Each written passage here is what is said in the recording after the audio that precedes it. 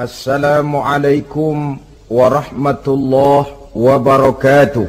Waalaikumsalam warahmatullahi wabarakatuh. Bismillahirrahmanirrahim. Alhamdulillahi rabbil alamin. Wassalatu wassalamu ala ashrafil anbiya'i wal mursalin, sayyidina wa maulana Muhammadin wa ala alihi wa ashabihi al-mujahidin at-tahirin, amma ba'du. Saudara-saudara kaum muslimin rahimakumullah, kalau setiap muslim ditanya kepengen punya anak macam apa, saya yakin jawabannya pasti sama, kepengen punya anak soleh.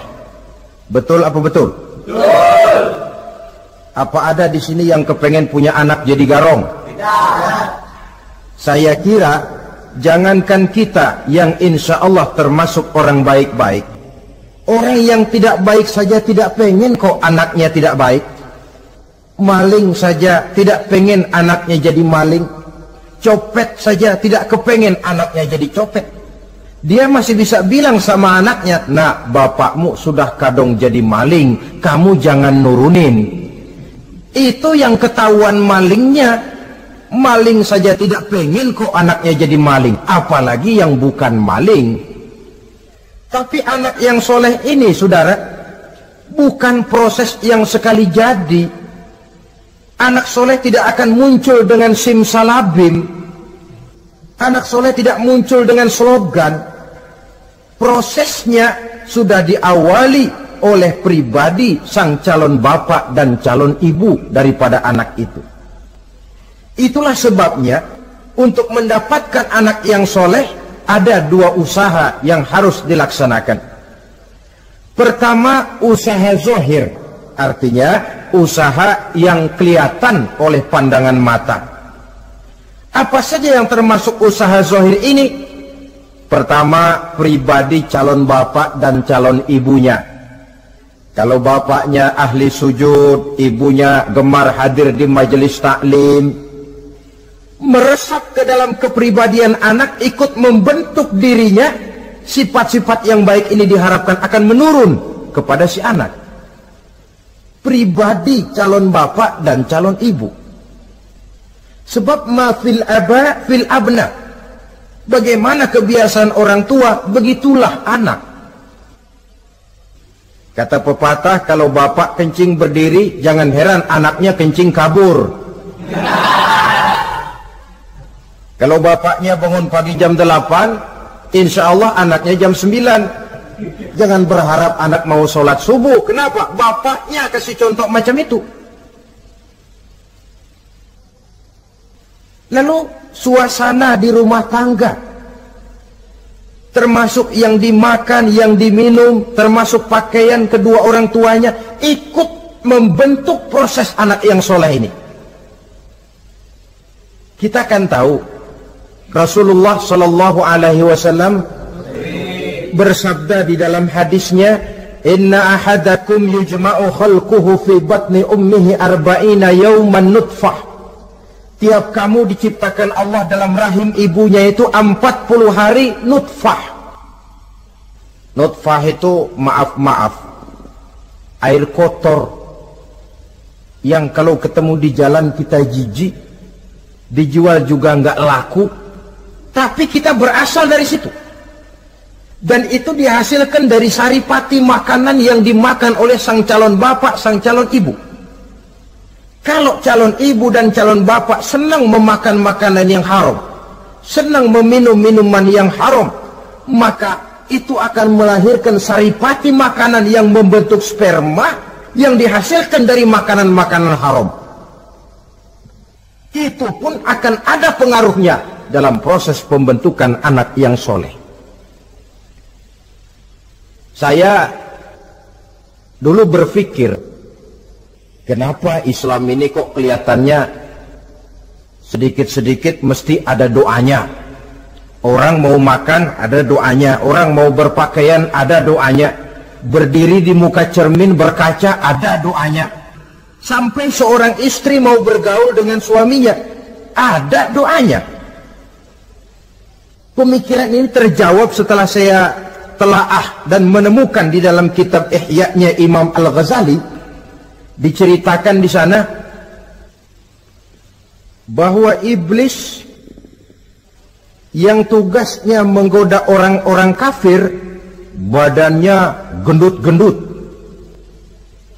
sedangkan iblis yang tugasnya menggoda orang Islam badannya kurus, krempeng, ceking kayak morfinis.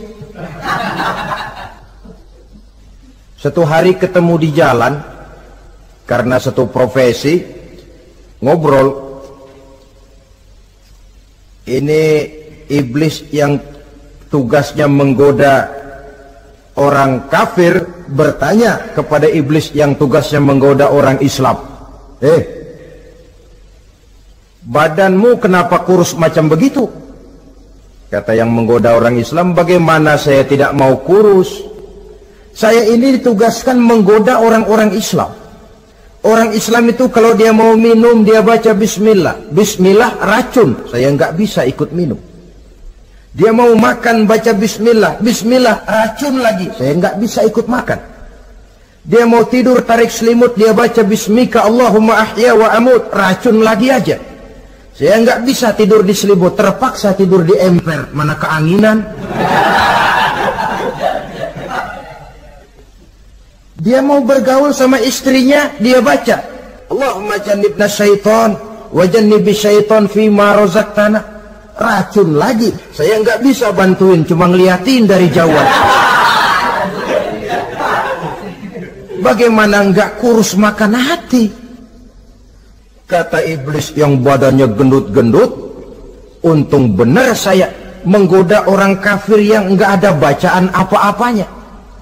Dia makan, saya ikut makan. Dia minum, saya ikut minum. Dia tidur di selimut empuk, saya masuk ke dalamnya.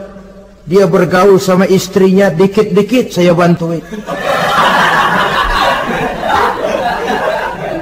Allah Karim ini, maaflah kalau sudah dibantuin iblis ini, jangan heran anak jadi sangar nantinya.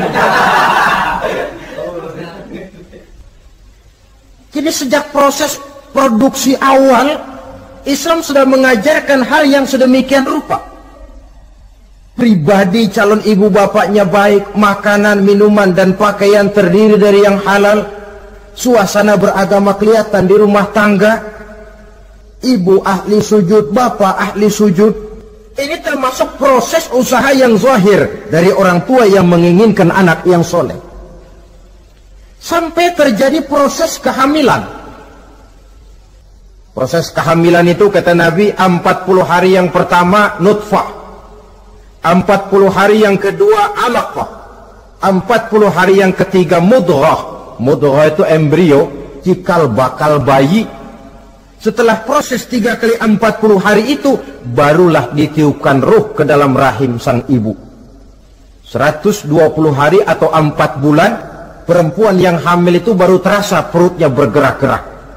Ini berdasarkan pengalaman perempuan. Saya sendiri kebetulan alhamdulillah belum pernah hamil.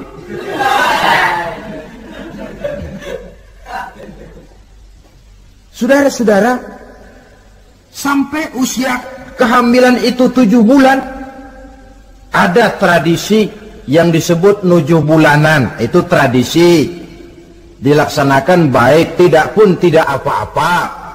Tidak ada perintahnya memang, tapi juga tidak ada larangannya.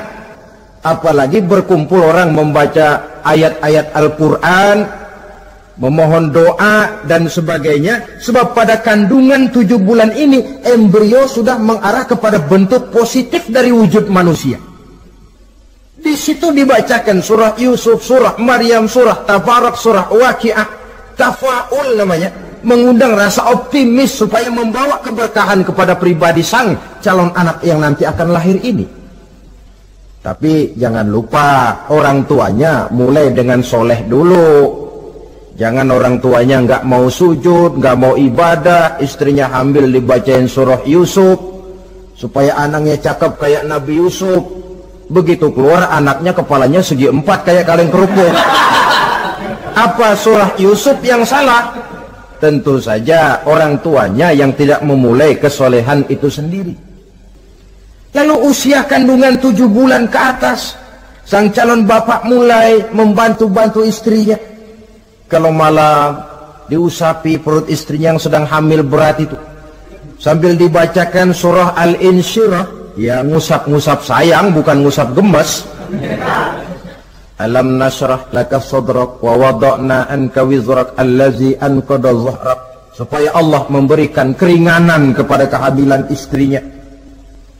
Sampai kepada proses kelahirannya, begitu sang jabang bayi brol lahir ke alam ini, sudah dicegat lagi oleh ajaran agama, diazankan.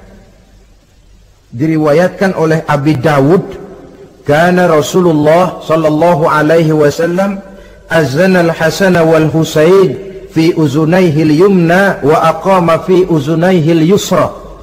Adalah Rasul mengazankan cucunya Hasan dan Husain di telinga kanan, mengkomatkan di telinga kiri. Bayi muslim lahir ke dunia dicegat dengan suara azan. Apa sebab? Bayi yang baru lahir ke dunia ini ibarat kaset kosong. Kalau kaset kosong dipakai merekam, daya rekamnya kuat.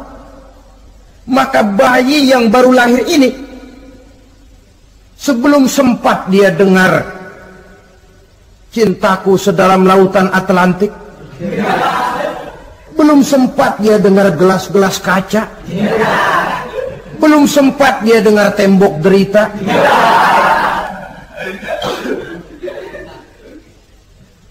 belum sempat dia menikmati serak-serak basahnya suara Frank Sinatra atau merdunya suara Madonna. Rekaman pertama yang masuk lafzul jalalah, Allahu Akbar, Allahu Akbar. Belum sempat dia dengar yang lain. Keagungan Allah yang didengarnya.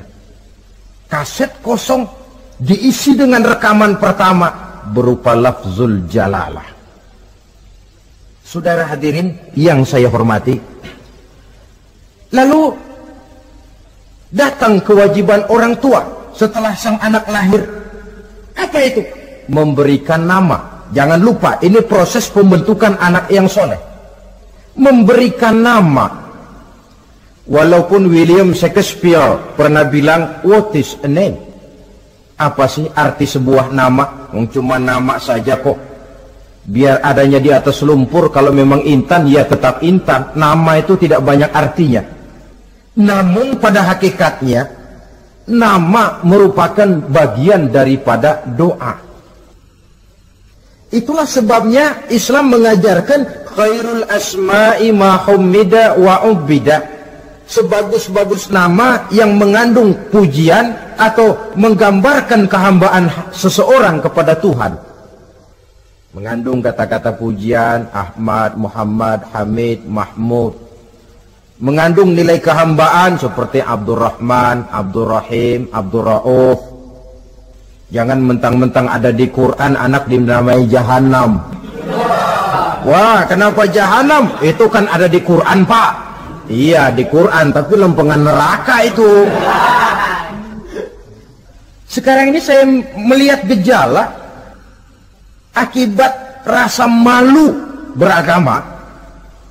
Kan zaman sekarang kadang ada tuh orang malu mengakui Islamnya. Bertemu teman, Assalamualaikum, malu, minder. Berangkat ngaji bawa Quran, malu, minder, rendah diri, malu mengakui Islamnya. Termasuk diberikan nama yang berbau-bau Islam ini. Malu katanya, kampungan. Bapaknya kasih nama bagus Ibrahim, lantaran pengen nyentrik dia potong Bram. Ibrahim kampungan, Bram aja nih lah. Ah, itu kan cuma nama, Pak. Memang begitu mulanya. Nabi pernah memberikan isyarat, la tattabi'anna sunnana man kana qablakum shibran bi shibrin. Satu saat kau pasti akan mengikuti tingkah laku orang-orang sebelum kamu. Cuma cara kamu mengikuti sedikit-sedikit. Sejengkal, sehasta, semeter. Begitu enak kamu ikut-ikutan, sampai yang kamu ikuti masuk ke lubang biawak, kamu pun akan masuk juga ke dalamnya. Mula-mula nama, malu pakai nama Islam. Dari nama pindah ke pakaian. Dari pakaian pindah ke pergaulan. Kalau nama Ibrahim, berteman dia dengan Ali, Hamid, Farid, Syauki. Sudah pakai nama Bram, masa Bram temennya soleh, nggak nyetel Kalau Bram kan temennya si Blacky. Nah, kalau sudah pindah ke pergaulan, yang saya khawatir pindah agama tidak terasa. Pindah agama tidak lagi terasa. Ini yang kita khawatir. Itulah sebabnya membudayakan nama yang baik ini perlu kita pelihara.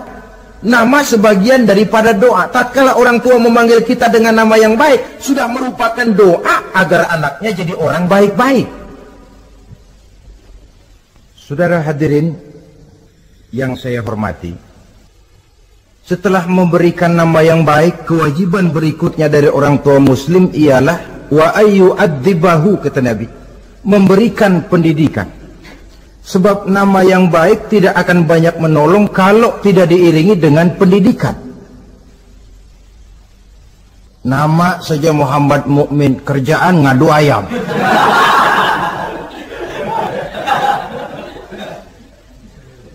Nama yang baik tapi lantaran tidak diiringi dengan pendidikan, tidak akan banyak menolong. Nah, pendidikan ini dari mana dimulai? Dari rumah tangga. Al-bait madrasatul ula. Rumah tangga adalah sekolah yang pertama. Belum lagi anak kenal TK, ibtidaiyah, tsanawiyah. Yang dia kenal adalah rumah tangganya. Gurunya adalah ibu bapaknya. Dan proses mendidik anak ini tentu merupakan proses yang panjang, memerlukan pengorbanan dari kedua orang tuanya. Namun prinsip lebih baik sekarang orang tua berkorban daripada menjadi korban. Kalau orang tua tidak mau berkorban untuk mendidik anaknya, percayalah pada suatu saat dia akan jadi korban, dilawan oleh kebrutalan anaknya sendiri. Biarlah kita orang-orang tua ini peras keringat banting tulang, pergi pagi pulang sore, kaki jadi kepala, kepala pun jadi kaki, untuk satu cita-cita agar anak-anak kita kelak lebih baik daripada kita sekarang ini. Mendidik. Karena kian hari kita dihadapkan dengan kenyataan peledakan penduduk, sulitnya lapangan kerja, persaingan hidup yang makin tajam, sulitnya ekonomi. Kalau anak kita tidak bekali dengan pendidikan, dia akan tersudut di pojok-pojok kehidupan untuk lebih banyak cuma jadi penonton daripada pemain di dalam kegiatan kehidupan ini.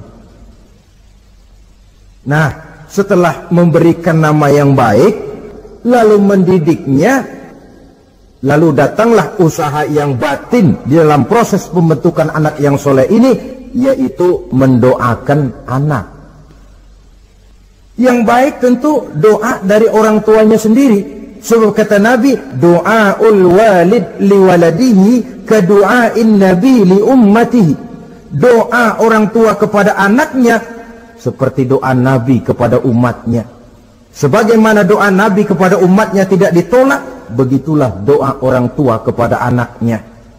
Di keheningan malam, si orang tua ini sering bangun, tahajud, sujud dia di hadapan Allah dengan menitikkan air mata, memohon doa dengan doanya Nabi Allah Ibrahim, Rabbi habli minas salihin. Ya Allah, berikan kiranya saya anak yang soleh. Nabi Ibrahim tidak minta anak pintar. Nabi Ibrahim tidak minta anak yang tampan. Nabi Ibrahim tidak minta anak yang kaya dan punya kedudukan tinggi. Yang beliau minta, Rabbi habli minas salihin. Ya Allah, berikan saya anak yang soleh. Kelihatan ini ketika beliau punya anak bernama Ismail. Lalu turun perintah Allah, hai Ibrahim, potong leher anakmu Ismail. Nabi Ibrahim bermusyawarah, Ismail, saya Abah, Allah memerintahkan saya untuk menyembelih leher kamu. Menurut pendapatmu bagaimana, mimpiku ini laksanakan atau tidak? Apa jawab Nabi Ismail? Ini bukti doa anak soleh. Abah, kalau memang itu benar perintah Allah, laksanakan Abah. Ya abati fa'al ma tu'mar, satajiduni insyaallah minas sabirin. Kalau memang itu perintah Allah, Abah, laksanakan, potong leher saya. Anak soleh. Kalau cuma anak pinter tapi nggak soleh, mungkin jawabannya nggak begitu.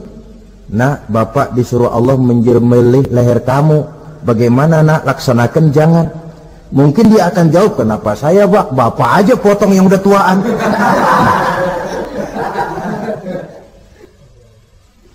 Doa orang tua kepada anak. Atau boleh juga doa orang lain yang diyakini kesolehannya oleh orang tua tadi. Mengundang Pak Ustadz, Pak Kiai ke rumah, tolong doakan anak saya. Tidak ada salahnya. Sebab Nabi mengajarkan aktsiru minan nas bidu'ail khair fa innaka la tadri min ayyi fahin yuqbal. Banyak-banyaklah minta doa kebaikan dari orang lain, sebab kamu tidak tahu dari mulut yang mana doa itu diterima Allah. Mungkin saja orang menurut pandangan kita kere, miskin, tidak dipandang orang lain, tapi kalau doanya Allah mau terima, siapa yang sanggup menghalangi? Banyak-banyaklah minta doa kebaikan dari orang lain, sebab tidak seorang pun tahu dari mulut yang mana doa itu akan diterima Allah. Doa orang tuanya. Inilah hikmah khitan yang pertama, proses pembentukan anak yang soleh. Yang kedua, khitan itu menanamkan kepada anak-anak muslimin sikap berani menghadapi hidup. Di waktu kecil sudah dilatih mengalirkan darah. Seolah-olah orang tuanya berkata, nak, hidup ini adalah perjuangan, nak. Perjuangan itu peras keringat, banting tulang, mengalirkan darah, kadang-kadang mengorbankan nyawa. Hidup bukan undian, nak. Jangan mengharap untung besar tanpa mau peras keringat. Berani hidup artinya berani menghadapi segala resiko yang ada di dalam hidup. Di zaman sekarang banyak orang yang takut menghadapi hidup. Pakaian mau bagus, makan mau enak, hidup mau terpandang dan dihargai orang, tapi kerja keras tidak mau. Paling-paling istilah orang maunya cuman hardolin. Hardolin itu bahasa Jerman, artinya dahar modal ulin. Santai. Ini kan takut menghadapi hidup, atau melihat bahwa stres hidup begitu tinggi, lalu mengundi-ngundi hidup. Dipertaruhkannya hidup di meja judi, dipertaruhkannya hidup di gunung-gunung, memuja-muja setan dan sebagainya. Itu pun termasuk orang yang takut menghadapi hidup. Tidak berani menghadapi resiko yang ada di dalamnya. Cuma khayal saja membumbung tinggi, tapi keberanian untuk bekerja keras tidak ada. Anak-anak muslimin sejak dini, sejak masih kecil sudah dilatih mengalirkan darah. Hidup ini perjuangan, nak. Bukan santai-santai, bukan berleha-leha, bukan berandai-andai. Tidak akan pernah sampai kita kepada tujuan kalau hidup cuma diisi dengan berandai-andai, berleha-leha, bersantai-santai. Dia adalah perjuangan, jalannya menanjak, menurun, banyak onak dan duri di sekelilingnya. Kuatkan pribadimu menghadapi hidup ini. Ditanamkan sikap berani menghadapi hidup. Itu yang kedua. Lalu yang ketiga, khitan pada hakikatnya merupakan peletakan batu pertama, dalam arti mempersiapkan anak supaya hidupnya nanti menjadi orang yang sujud kepada Allah. Secara tidak langsung orang tuanya seolah-olah berkata, nak, kamu dikhitan sekarang supaya nanti kamu bisa istinja, nak. Kalau kamu sudah bisa istinja, kamu bisa berwudu. Kalau wudumu sah, kamu bisa sholat. Peletakan batu pertamanya lewat khitan. Jadi kalau sudah dikhitan lalu dianggap selesai, sholat tidak diajarkan, wudhu tidak diajarkan, ya sama saja dengan membangun rumah. Setelah peletakan batu pertama lalu tidak dilanjutkan dengan membangun yang lain, alang-alang yang bakal tumbuh. Sebab dalam realitanya nanti bukan cuma tubuh kita yang dikhitan, harta kita nanti dikhitan. Cuma khitan harta namanya zakat, infak, sodakoh. Itu kan harta dikhitan supaya bersih. Khitan juga namanya. Karenanya mengkhitan anak, mempersiapkan anak agar menjadi hamba Allah yang sesungguhnya, menjadi manusia yang sujud kepada Allah Tuhannya. Itu merupakan prakondisi ke arah pembentukan manusia yang kelak akan sujud kepada Allah Rabbul Jalil. Peletakan batu pertama mempersiapkan anak untuk hidup melaksanakan ibadah, dan ini tujuan hidup. Allah jelaskan, wa ma khalaqtul jinna wal insa illa liya'budun. Aku tidak ciptakan jin dan manusia melainkan untuk beribadah kepadaku. Masalah paling pokok bukan bertanya mengapa kita diciptakan oleh Allah, karena kita memang sudah ada. Masalah paling pokoknya ialah untuk apa kita diciptakan oleh Allah. Kalau saudara bertanya mengapa saya dibikin oleh Allah, itu hak Allah untuk menjawabnya. Manusia buntu. Sebab itu pertanyaan kita bukan mengapa kita diciptakan Allah, tetapi untuk apa kita diciptakan Allah. Yang bisa jawab tentu yang bikin manusia. Seperti juga kita tanya, Pak, untuk apa Bapak bikin bangku? Yang bisa jawab pasti ya yang bikin bangku toh. Sebagai pembikin, dia tentu lebih tahu untuk apa bangku itu dibikin. Untuk apa manusia diciptakan Allah? Jawabannya datang dari Allah. Wa ma khalaqtul jinna wal insa illa liya'budun. Aku tidak menciptakan jin dan manusia kecuali untuk melaksanakan ibadah kepadaku. Ini rupanya tujuan penciptaan manusia, agar kita menjadi orang-orang yang hidup melaksanakan ibadah dalam pengertian yang seluas-luasnya. Sejak ibadah pribadi yang langsung antara kita dengan Allah, seperti sholat, puasa, zakat, haji, sampai kepada ibadah yang tersalur melalui kehidupan bermasyarakat. Umpamanya membangun, memelihara kesehatan, menjaga keamanan di kampung, yang kalau kita niatkan untuk mencapai ridho Allah, insya Allah itu akan bernilai ibadah. Tujuan penciptaan manusia ternyata tidak lain untuk melaksanakan ibadah. Prestasinya di hadapan Allah bergantung kepada sampai sejauh mana nilai ibadah itu dilaksanakannya. Ini yang ketiga. Yang keempat, hikmah daripada khitan itu dari sisi orang tua, menempatkan perintah Allah di atas perasaan dan kepentingan pribadi. Ada nggak orang tua yang nggak sayang sama anaknya? Semua orang tua sayang kepada anaknya. Jangan anak sampai dipotong mengalirkan darah.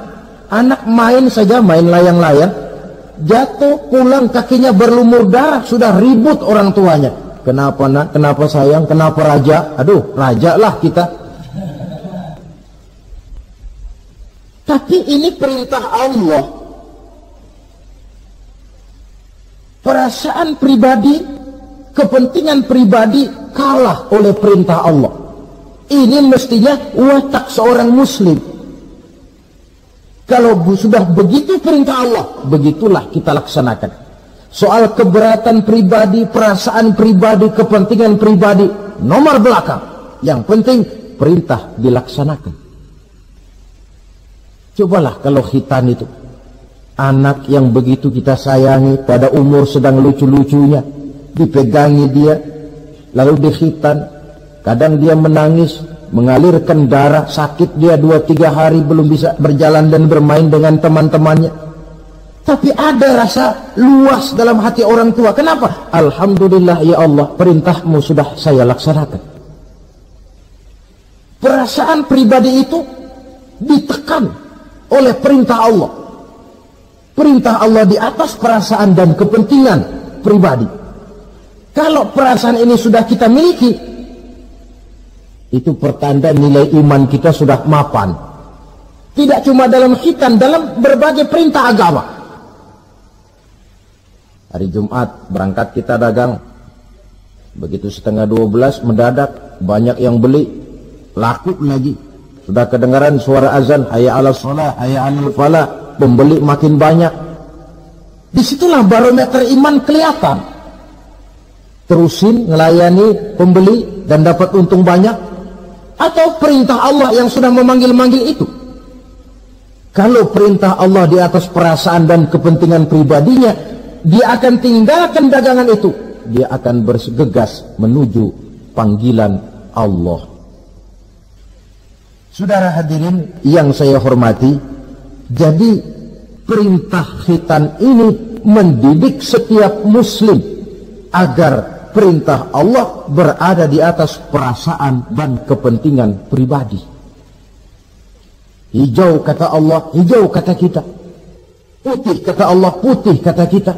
Ke barat kata Allah, ke barat kita melangkah. Ke timur perintah Allah, ke timur kita berjalan. Nyatanya kita ini sering paradok. Ke kulon kata Allah, ngetan kita berangkat. Ngalor perintah Allah, ngidul kita jalan. Putih kata Allah, hijau kita bilang. Paradok. Kenapa? Berpadu segala macam perasaan dan kepentingan dalam kehidupan kita yang kadang mengalahkan kepentingan agama, kadang mengalahkan kepentingan umat, mengalahkan kepentingan orang banyak. Tidak itu yang dididik di dalam pelaksanaan khitan ini. Ini yang keempat. Kemudian yang kelima, dari segi kesehatan, kulit yang dipotong, yang menutupi kulfah itu adalah tempat bersarangnya segala macam kotoran. Membiarkannya mengendap bisa saja menimbulkan kanker kulit. Maka untuk menjaga dan memelihara kesehatan, agama menganjurkan khitan. Di samping tentu ada unsur kepentingan biologis. Ini maaf-maaf lah, kalau nanti orang sudah bersuami, sudah beristri, akan terasa manfaatnya khitan. Lain loh yang dikhitan dengan yang tidak itu. Coba saja tanya orang, makan pisang itu yang enak dikupas dulu apa dimakan kulit-kulitnya? Ya mesti tentu yang enak ya dikupas dulu. Kalau kulit-kulitnya juga dimakan, rakus namanya. Belum lagi kemungkinan bisa jadi penyakit. Dari segi kesehatan, dari segi kepentingan biologis, perintah khitan ini kembali manfaatnya buat kehidupan manusia. Itulah sebabnya di dalam An-Nahl ayat 123 Allah Subhanahu wa taala menegaskan, "Tsumma auhayna ilaika an ittabi' millata Ibrahim hanifa wa ma kana minal musyrikin." Kemudian kami wahyukan kepada kamu wahai Muhammad, ikutilah agama Ibrahim yang hanif ini, dan tidaklah ia termasuk daripada golongan orang-orang yang menyekutukan Allah. Artinya syariat khitan ini yang berasal dari sejarah kehidupan Nabi Ibrahim diteruskan oleh syariatnya yang dibawa oleh Nabi kita Muhammad sallallahu alaihi wasallam. Maka kalau ayat menjelaskan inna dina indallahil Islam, agama yang diridhoi Allah itu cuma agama Islam. Islam yang mana? Islam yang dibawa oleh Nabi Adam, diteruskan oleh Nabi Nuh, diteruskan oleh Nabi Ibrahim, diteruskan oleh Nabi Musa, diteruskan oleh Nabi Isa, dan disempurnakan oleh Nabi kita Muhammad sallallahu alaihi wasallam. Karena seluruh rasul yang 25 ini sumbernya sama, Allah. Prinsip ajarannya sama, la ilaha illallah. Cuma syariatnya saja yang agak berbeda, disesuaikan dengan situasi dan kondisi dari umat yang dihadapi oleh rasul itu. Nabi Sulaiman misalnya ada sholat, tapi sholatnya Nabi Sulaiman tidak pakai rukuk dan tidak pakai sujud, berdiri saja. Zaman Nabi Nuh ada puasa, tapi puasanya versi Nabi Nuh lain dengan puasanya versi kita sekarang ini. Syariat berbeda sesuai dengan situasi dan kondisi. Tapi khitan sejak Ibrahim, Ismail, Ishak, sampai kepada Musa, sampai kepada Isa, sampai kepada Nabi kita, terus berkelanjutan sampai hari akhir nanti. Jadi bukan merupakan syariat baru. Pengukuhannya dalam An-Nahl 123 ini, aku wahyukan kepada Muhammad, ikuti agama Ibrahim ini, agama tauhid, yang diantara syariatnya adalah pelaksanaan khitan. Sedangkan Ibrahim seorang yang hanif. Hanif ini lebih tinggi daripada sekedar taat. Kalau orang yang taat itu contohnya begini, nak, tolong taruh ini gelas di pinggir meja, nak. Kalau dia taat ya apa adanya, ditaruh saja tuh gelas di pinggir meja. Orang yang hanif lain, mikir. Iya, kalau ditaruh di pinggir kan gampang kesenggol orang, jatuh ke bawah, pecah. Biar diperintah taruh di pinggir, taruh aja di tengah dah, biar aman. Ini hanif namanya. Tingkatan yang lebih tinggi daripada taat. Nabi Ibrahim seorang yang hanif. Tidak ada perintah Allah yang tidak dilaksanakan dengan sebaik-baiknya. Sampai pun perintah memotong anak sendiri. Saya kira kalau perintah macam begini turun kepada orang zaman sekarang, banyak yang bubar jadi orang Islam.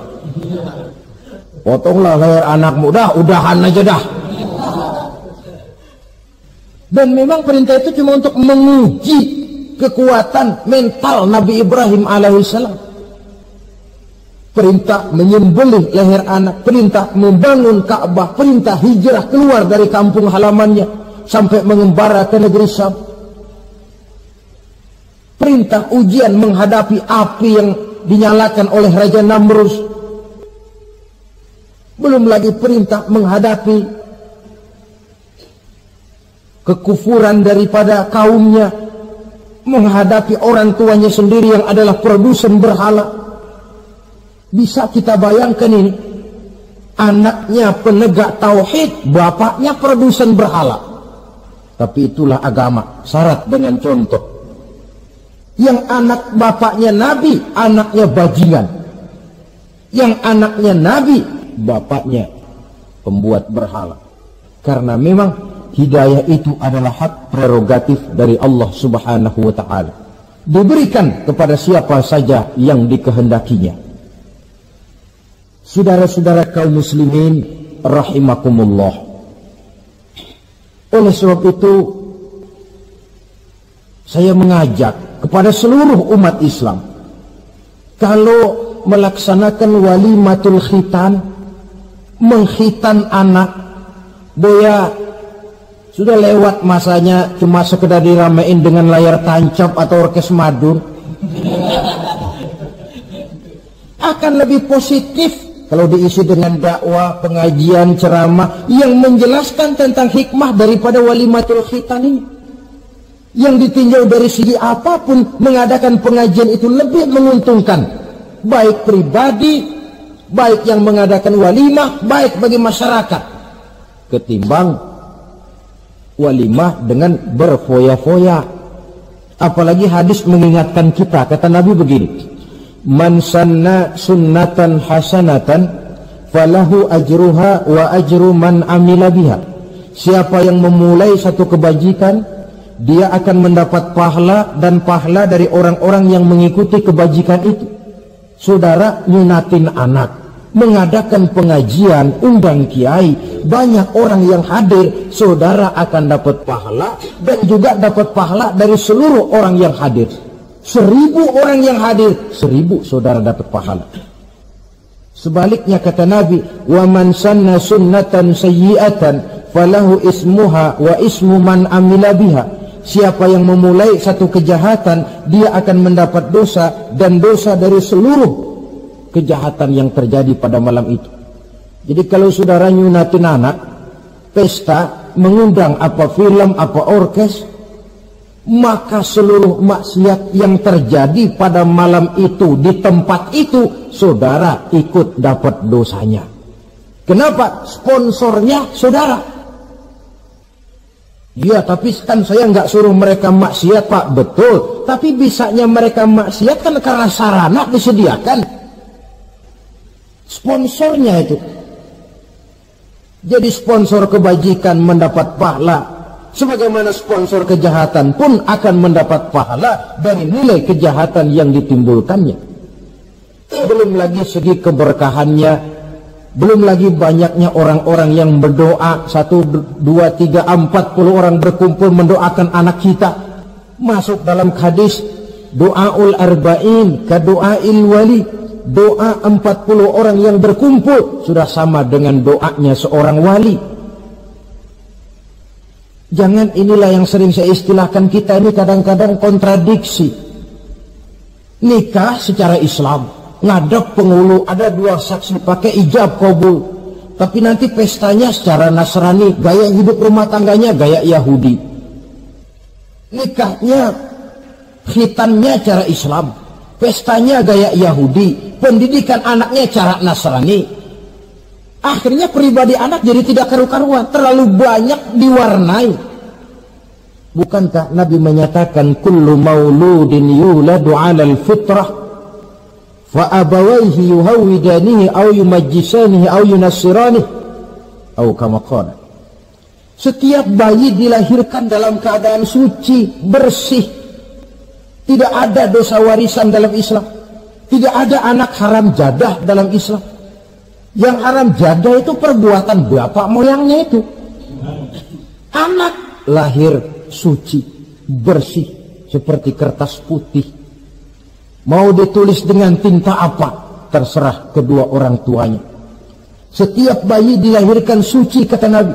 Orang tuanya yang menjadikan dia Yahudi, menjadikan dia Nasrani, atau menjadikan dia Majusi. Kadang tanpa terasa. Bapaknya Muslim, ibunya Muslimah, tapi anaknya belajar di sekolah Nasrani. Ini kan sudah yunasirani, menasranikan anak. Sekolahnya di sekolah Yahudi, sekolahnya di sekolah Majusi, menjadi pemuji api. Dan anak lebih dari sekedar buah mata, belahan hati. Dia adalah amanah dari Allah. Gara-gara anak, orang tua bisa sampai ke surga. Pun gara-gara anak, banyak orang tua masuk neraka.